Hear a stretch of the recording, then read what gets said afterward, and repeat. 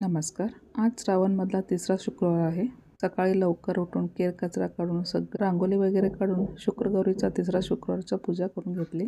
दुसऱ्या शुक्रवारी तब्येत बरी नव्हती म्हणून एकदम सिंपल पूजा करून घेतलेली. आरती अर्चना करून देवदर्शन घेऊन घेतले. एकदम मन प्रसन्न झालं. तर नैवेद्यासाठी डाळ घालून पोळी करून घेतली. आमच्याकडे प्रत्येक शुक्रवारी आणि सोमवारी पुरणाच्या पोळीचा नैवेद्य असतो. डाळ शिजवून त्याच्यामध्ये गूळ घालून छान असे पुरण तयार करून घेतले आणि पोळीसाठी पीठ मळून घेतले आणि भरून छान असे मस्त टमटमीत फुगण्यासारखे पोळी करून घेतले. तर त्याच्यासोबत वांगीची भाजी, कटाची आमटी, पापड आणि सांडगं भात करून नैवेद्य करून दाखवले. देवाला नैवेद्य दाखवून घरामध्ये सगळ्यांनी पोट भरून जेवले. आणि मेसच्या मुली आता 2 पासूनच जॉईन झाले. त्यांना पण पोळ्या करूनच दिल्या आज. तर उद्यापासून मेसच्या मुलींसाठी काय काय बनवतं ते सगळं रेसिपी शेअर होईल. व्हिडिओ कुठून पाहत आहे हे नक्की कमेंट करून कळवा. काय करायला विसरू नका हां.